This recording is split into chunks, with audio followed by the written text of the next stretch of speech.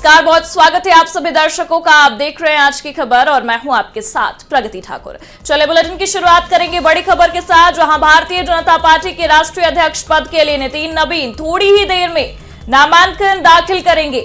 राष्ट्रीय अध्यक्ष के चुनाव की इस प्रक्रिया में शामिल होने के लिए सीएम योगी, अमित शाह, राजनाथ सिंह, नितिन गडकरी, किरेन रिजिजू, शिवराज सिंह चौहान, बड़े बड़े दिग्गज नेता बीजेपी दफ्तर में पहुंच रहे हैं। नितिन नबीन के पार्टी के 12वें राष्ट्रीय अध्यक्ष के रूप में निर्विरोध चुने जाने की संभावना है, क्योंकि प्रधानमंत्री नरेंद्र मोदी और गृह मंत्री अमित शाह सहित पार्टी नेतृत्व इस पद के लिए उनकी उम्मीदवारी का समर्थन कर रहा है।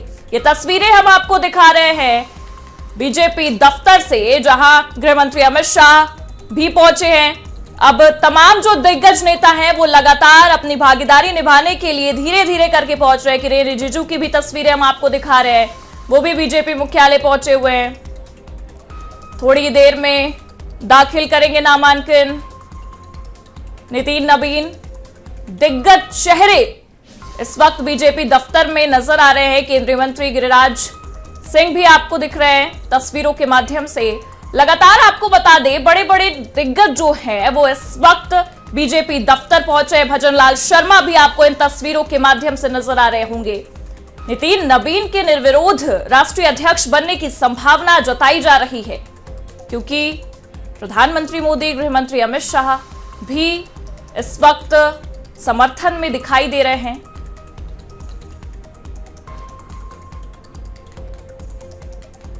बता दें कि ये तस्वीरें बीजेपी दफ्तर से हम आपको दिखा रहे हैं, जिसकी तस्वीरें इस वक्त ये बयां करती नजर आ रही हैं कि कुछ ही देर में नामांकन दाखिल करने वाले हैं नितिन नबीन।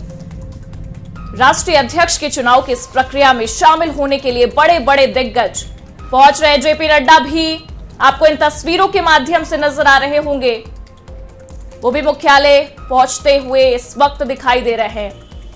ये सीधे तस्वीर दिल्ली बीजेपी दफ्तर से हम आपको आपकी टीवी स्क्रीन पर दिखा रहे हैं, जहां इस वक्त बीजेपी के राष्ट्रीय अध्यक्ष को लेकर नामांकन दाखिल होना है, जिसके मद्देनजर बड़े बड़े दिग्गज पहुंच रहे हैं। रक्षा मंत्री राजनाथ सिंह भी बीजेपी दफ्तर पहुंचे हुए हैं। नामांकन दाखिल करने की प्रक्रिया कुछ देर में शुरू होगी। इस प्रक्रिया में शामिल होने के लिए बड़े चेहरे मुख्यालय पहुंचे हुए हैं, जिनमें गृह मंत्री अमित शाह, नितिन गडकरी, जेपी नड्डा, तमाम जो बीजेपी शासित राज्य हैं वहां के सीएम भी पहुंच रहे हैं। सीधी तस्वीरें दिल्ली बीजेपी दफ्तर से हम आपको दिखा रहे हैं। ये सीधी तस्वीरें लाइव बीजेपी दफ्तर से, जहां नामांकन दाखिल करने से पहले तमाम जो दिग्गज है वो पहुंचे हुए हैं। कुछ ही देर में ये प्रक्रिया शुरू होगी, जिसके मद्देनजर ये कहा जा रहा है कि निर्विरोध राष्ट्रीय अध्यक्ष के लिए नितिन नबीन चुने जाएंगे। ये सीधी तस्वीरें लाइव बीजेपी दफ्तर से, जहां आपको गृह मंत्री अमित शाह, जेपी नड्डा और रक्षा मंत्री राजनाथ सिंह, किरेन रिजिजू, तमाम जो बड़े चेहरे हैं ये नजर आ रहे हैं। राजस्थान के सीएम भजन लाल शर्मा भी पहुंचे हुए हैं बीजेपी दफ्तर राष्ट्रीय अध्यक्ष के नामांकन प्रक्रिया में शामिल होने।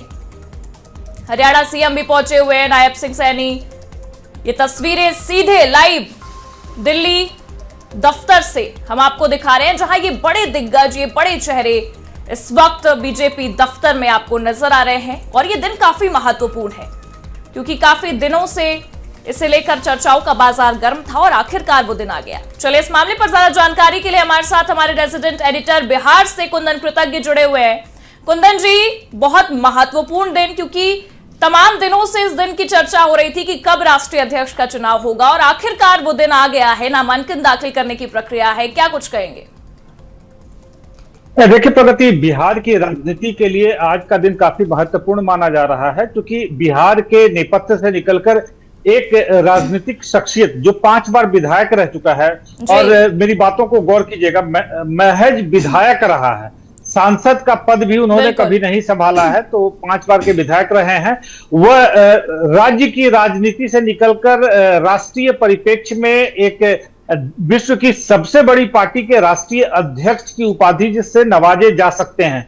माना यह जा रहा है कि चूंकि यह जो निर्वाचन है यह निर्विरोध हो सकता है, नितिन नबीन के साथ कोई अन्य प्रत्याशी जो है अध्यक्ष पद का पर्चा नहीं भरेंगे, क्योंकि जितने भी तमाम दिग्गज हैं भारतीय जनता पार्टी के, अमित शाह की बात कर लें, राजनाथ सिंह की बात कर लें, मौजूदा अध्यक्ष जेपी नड्डा की बात कर लें, ये तमाम लोग पहुंच चुके हैं बीजेपी दफ्तर और इन लोगों की मौजूदगी में पर्चा दाखिल किया जाएगा। निर्वाचन की प्रक्रिया 2 बजे शुरू होनी थी, जो अब से थोड़ी देर पहले शुरू हो चुकी है और इंतजार है निर्वाची पदाधिकारी को कि कब नितिन नवीन आते हैं और उनकी मौजूदगी में तमाम प्रस्तावकों के साथ पर्चे को दाखिल करते हैं। प्रगति बिल्कुल, और जिस तरीके से देखा जाए राष्ट्रीय कार्यकारी अध्यक्ष का जब चुनाव हुआ तब भी हमने देखा निर्विरोध नितिन नवीन को चुना गया। एक युवा चेहरा कितना लाभ दे सकता है आगामी चुनाव में भारतीय जनता पार्टी को, क्योंकि अगर हम छत्तीसगढ़ की बात करें तो चुनाव प्रभारी बन के गए थे लेकिन कमाल करके दिखाया था। जहां जमीनी स्तर पर चीजें अलग थी लेकिन जब माहौल बीजेपी की ओर मुड़कर आया तो बहुत चीजें अलग दिखी और अब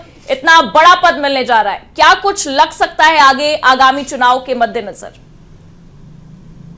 देखिए प्रगति, सबसे पहले तो नितिन नवीन के बारे में एक बात बता दूं कि 5 बार के विधायक रह चुके हैं, तो विधायी प्रक्रिया से भली भांति परिचित हैं और चूंकि संगठन के कामों में भी लगे रहे हैं। छत्तीसगढ़ के चुनाव प्रभारी के दौरान उनकी जो भूमिका रही है वो काफी महत्वपूर्ण मानी जा रही थी।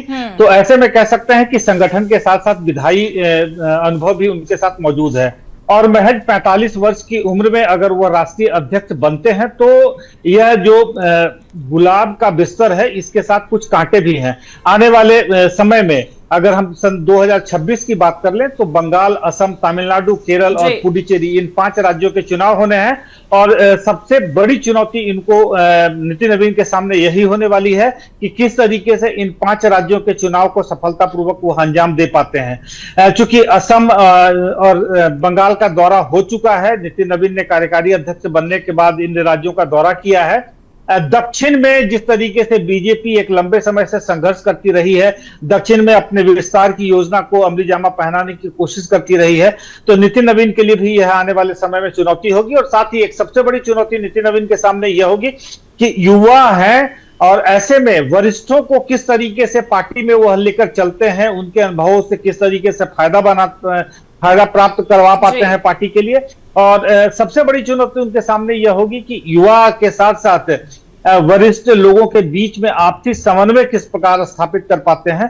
यह नितिन नवीन के लिए एक आने वाले समय में सबसे बड़ी चुनौती बनकर उभरने वाला है। जी, जैसे कि युवा का आपने जिक्र किया, तो जब राष्ट्रीय कार्यकारी अध्यक्ष के रूप में चुना गया था तब भी बहुत चर्चा हो रही थी कि एक युवा चेहरा जो चुना गया बीजेपी की ओर से, कोई ना कोई रणनीति होगी। लेकिन राष्ट्रीय अध्यक्ष ये बड़ा पद और इसके बाद अगर हम देखें कई सारी चुनौतियां और युवा चेहरा, क्या पैटर्न हो सकता है भारतीय जनता पार्टी का, किस तरीके की रणनीति? क्योंकि आगामी चुनाव अगर पश्चिम बंगाल की ओर रुख करे बहुत महत्वपूर्ण है और तमाम राज्यों का आपने भी जिक्र किया बहुत महत्वपूर्ण है, और युवा चेहरा बनाने के पीछे राष्ट्रीय अध्यक्ष क्या रणनीति होगी? देखिए, जहां तक भारतीय जनता पार्टी के रणनीति की बात कर लें तो सबसे अहम बात यह है, आप देखेंगे कि छत्तीसगढ़, मध्य प्रदेश और राजस्थान, इन तीनों राज्यों में चुनाव में जीत के बाद जो जिसे मुख्यमंत्री बनाया गया है वो तीनों राज्यों के निर्वाचित मुख्यमंत्री काफी युवा रहे हैं। तो बीजेपी कहीं ना कहीं अब एक ट्रांजिशन फेज में है, क्योंकि आप देख रहे हैं अगर पूर्व अध्यक्षों की ही बात कर लें तो बीजेपी में परंपरा रही है वरिष्ठ लोगों को बीजेपी अध्यक्ष बनाने की। लाल कृष्ण आडवाणी 2 बार बीजेपी के अध्यक्ष रह चुके, उसके बाद अटल बिहारी वाजपेयी रहे, साथ ही अभी मौजूदा जो अध्यक्ष हैं जेपी नड्डा। तो इन तमाम लोगों के साथ जो ट्रांजिशन हुआ है, जिस तरीके से एक 45 वर्षीय शख्स को बीजेपी का अध्यक्ष बनाया जा रहा है, तो कहीं ना कहीं बीजेपी की सोच है कि जो वरिष्ठ चेहरे हैं पार्टी में, उन चेहरों के साथ साथ युवा चेहरों को किस तरीके से भागीदारी दी जा सके और एक कह सकते हैं रिले रेस में जब बैटन ट्रांसफर होता है तो वह बैटन ट्रांसफर एक ऐसे शख्सियत को किया जाए जो ऊर्जावान है, जिसके पास अनुभव है और साथ ही साथ आगे की संभावना भी पार्टी जिसमें देख रही हो। और शायद यही वजह है कि 2025 में जब बिहार विधानसभा के चुनाव हो रहे थे उस समय ही नितिन नवीन को एक बड़ी जिम्मेदारी दी जा सकती थी, जिसको लेकर संघ और पार्टी के बीच में कहीं ना कहीं समन्वय बनता हुआ दिख रहा था। और शायद यही वजह रही कि उन्हें सबसे पहले कार्यकारी अध्यक्ष के रूप में कुर्सी पर बिठाया गया बीजेपी के द्वारा। और अब जब एक निर्वाचन की प्रक्रिया, चूंकि राष्ट्रीय पार्टी है, एक अपना उनका प्रोटोकॉल है, निर्वाचन की एक परंपरा रही है, तो ऐसे में नितिन नवीन के सामने किसी का नहीं आना, जो कि सूत्र बता रहे हैं कि नितिन नवीन अकेले शख्स होंगे जो इस निर्वाचन के लिए पर्चा दाखिल करेंगे। तो ऐसे में यह कहा जा सकता है कि नितिन नवीन को लेकर भाजपा का जो थिंक टैंक है उसने बैटन ट्रांसफर करने के लिए एक ऐसे युवा शख्स का चुनाव किया है जिसने पार्टी के साथ साथ सरकार चलाने का भी अच्छा खासा अनुभव है। प्रगति, क्योंकि हमने देखा जिस तरीके से छत्तीसगढ़ की अगर हम चुनाव की बात करें तो चुनाव प्रभारी के तौर पर उनका जो प्रदर्शन रहा बेहतरीन रहा, जीत भी दिलाई पार्टी को। और उसके बाद अगर हम बिहार का जिक्र करें तो वहां भी एक अच्छे खासे विधायक के तौर पर हमेशा जीत कर वो आते रहे हैं। सांसद नहीं है लेकिन उसके बाद भी अगर इतना बड़ा पद दिया जा रहा है तो कुछ ना कुछ रणनीति होगी, क्योंकि आपने भी जिक्र किया निर्विरोध जीत का। तो ये जो जीत है ये आगामी चुनाव में क्या जीत के बीच में तब्दील हो पाएगी, क्या लगता है?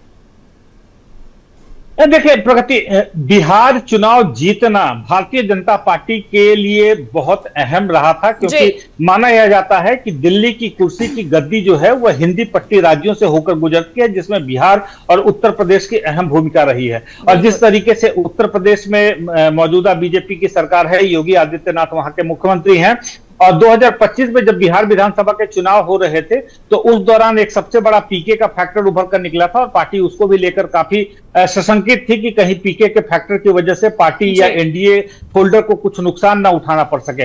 लेकिन वहां पर भी पार्टी की रणनीति कारगर हुई और बीजेपी ने अच्छी खासी सीट, और सबसे आपको बता दें कि मौजूदा विधानसभा में बीजेपी सबसे ज्यादा सीटों पर जीत कर आई थी। उसके बावजूद एनडीए से, जैसा कि उन्होंने वादा किया था आम जनता से कि अगर एनडीए जीत कर आती है तो मुख्यमंत्री नीतीश कुमार ही होंगे, तो जदयू एक ऐसे पार्टी के तौर पर उभर कर आई जो दूसरे नंबर पर रही। फिर भी दूसरे नंबर की पार्टी को मुख्यमंत्री की कुर्सी पर बैठाना भी कहीं ना कहीं बीजेपी की रणनीति का हिस्सा था। और इन तमाम घटनाओं में प्रगति अगर देखें तो एक सबसे बात अहम नजर यह आती है कि नितिन नवीन बहुत ठंडे दिमाग से, बहुत शांत होकर उन्होंने अपनी सरकार को भी चलाया, अपने मंत्रालय को भी चलाया, पार्टी के साथ समन्वय भी रखा। बिहार विधानसभा के चुनाव के दौरान तमाम जगहों पर प्रचार में भी शामिल रहे, प्रचार अभियान में एक अहम शख्सियत के रूप में शामिल रहे। तो इन तमाम बातों को लेकर नितिन नवीन के नाम पर आरएसएस के साथ साथ बीजेपी का भी थिंक टैंक जो था उसने कहीं ना कहीं सहमति दिखाई। हालांकि भारतीय जनता पार्टी के अध्यक्ष के तौर पर कई लोगों के नाम सामने आ रहे थे। अगर बात कर लें धर्मेंद्र प्रधान की, अगर बात कर लें जोशी साहब की, तो ये तमाम लोगों के नाम के बीच से निकलकर नितिन नवीन का आना कहीं ना कहीं आने वाले समय में बिहार की राजनीति, बिल्कुल सही कहा कुंदन जी, ये जो नामों की चर्चा थी उन नामों के बीच में निकलकर सामने आना नितिन नवीन के लिए काफी बड़ी चीज हो जाती है। और सबसे बड़ी बात देखिए, बिहार से होना और बिहार को भी एक तरीके से रिप्रेजेंट करना केंद्र में, ये भी एक महत्वपूर्ण चीज है। तो बिहार की जनता के लिए कितना महत्वपूर्ण हो सकता है ये?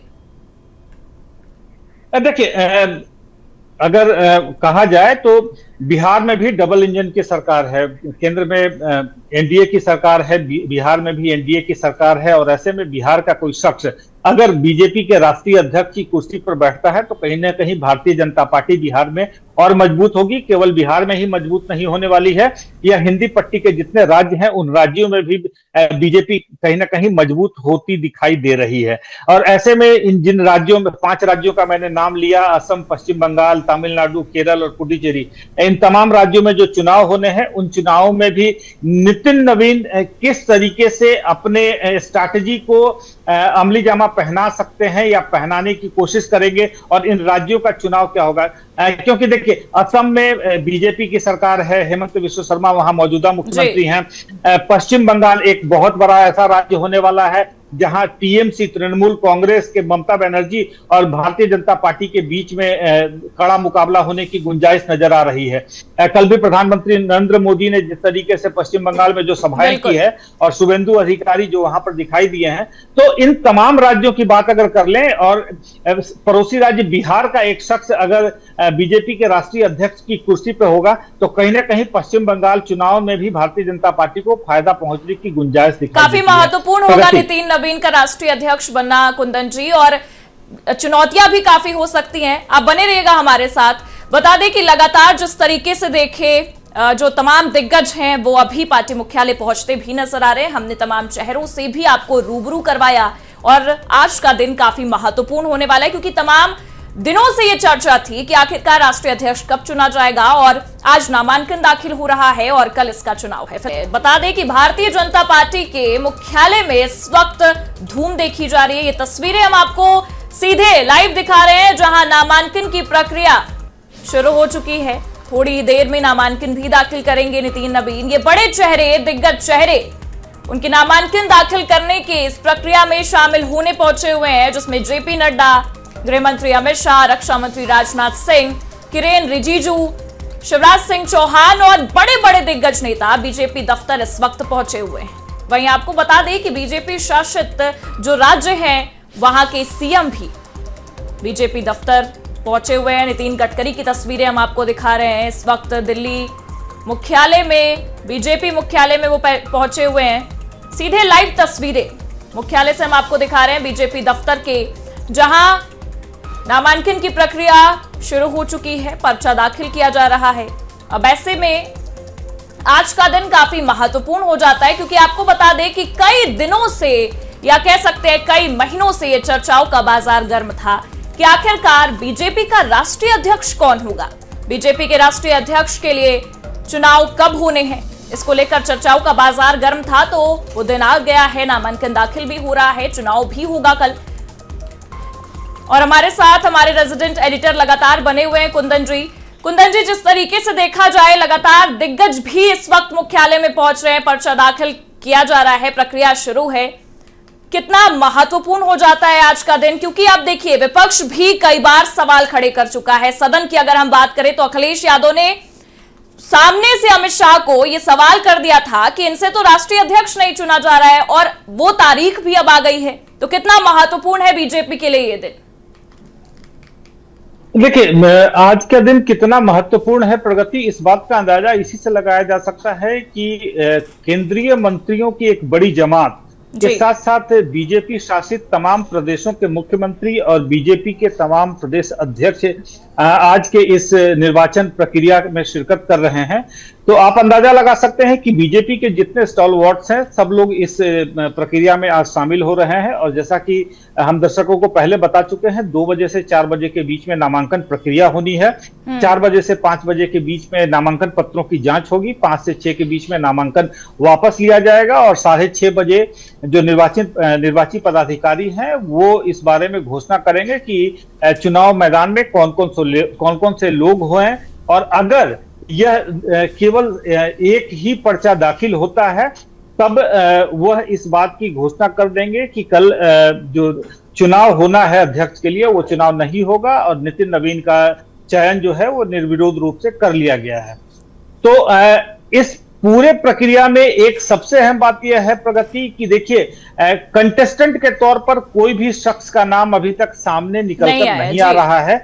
और शायद विश्व की अगर सबसे बड़ी राष्ट्रीय पार्टी के राष्ट्रीय अध्यक्ष के चुनाव के तौर पर इस तरीके की प्रक्रिया हो रही है, तो आप यह मानकर चलिए कि कहीं ना कहीं यह चुनाव जो है सर्वसम्मति से और भाजपा के साथ साथ आरएसएस की सहमति से ही हो रहा है। अन्यथा इस चुनाव में कुछ और भी पर्चे दाखिल होने की गुंजाइश बन सकती थी।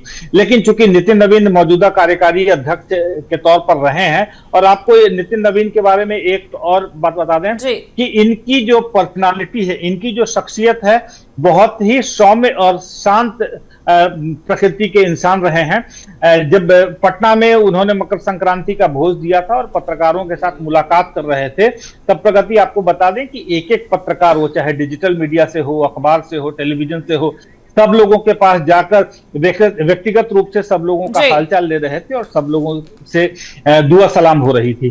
तो उनकी यह शख्सियत ही शायद उन्हें राष्ट्रीय नेपथ्य में ले जाने में मदद किया है। और आज के इस चयन से कहीं ना कहीं आप कह सकते हैं कि भारतीय जनता पार्टी की राजनीति में एक नया अध्याय लिखे जाने की शुरुआत हो रही है। बहुत बहुत शुक्रिया तमाम जानकारियों के लिए कुंदन जी आपका। बता दें कि आज का दिन भारतीय जनता पार्टी के लिए काफी महत्वपूर्ण है, क्योंकि इस वक्त राष्ट्रीय अध्यक्ष के चुनाव के लिए नामांकन दाखिल करने की प्रक्रिया तेज हो गई है और चुनाव भी होने हैं। ऐसे में नितिन नवीन एक उभरता चेहरा है, जिनको लेकर यह कहा जा रहा है कि निर्विरोध नितिन नवीन को राष्ट्रीय अध्यक्ष चुना जा सकता है। चलिए अब बढ़ेंगे अयोध्या की ओर, जहां फिल्म गोदान के निर्माता व निर्देशक विनोद चौधरी आज रामनगरी अयोध्या पहुंचे, जहां उन्होंने राम जन्मभूमि तीर्थ क्षेत्र ट्रस्ट के अध्यक्ष व महंत नृत्य गोपाल दास महाराज से छावनी में भेंट कर फिल्म का पोस्टर भेंट किया और फिल्म की सफलता के लिए आशीर्वाद भी लिया। फिल्म गोदान भारतीय संस्कृति के शाश्वत मूल्यों और आधुनिक जीवन शैली के बीच के द्वंद्व और समन्वय को प्रभावशाली ढंग से प्रस्तुत करती है। निर्माताओं ने बताया कि फिल्म से होने वाली आय दीनदयाल कामधेनु गौशाला समिति को समर्पित की गई है। लगभग 2 घंटे की ये फिल्म गाय के महत्व और उपयोगिता पर आधारित है, जिसकी शूटिंग देश के विभिन्न प्रांतों में की गई है। फिल्म गोदान 6 फरवरी से देश भर के सिनेमाघरों में प्रदर्शित होने जा रही है।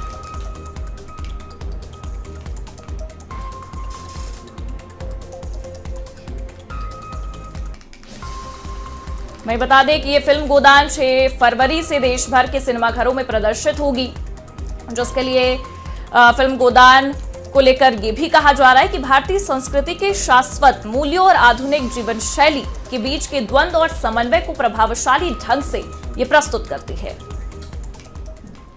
गाय का हम महत्व कैसे समझे? पहले हमारे ऋषि मुनियों ने कहा था, हमारे पूर्वजों ने कहा कि आश्रमों में सब जगह गुरुकुलों में भी गौशाला रहती थी और गाय का पूजन करते थे। गाय हमारी खेती का आधार थी, लेकिन हम भूल गए।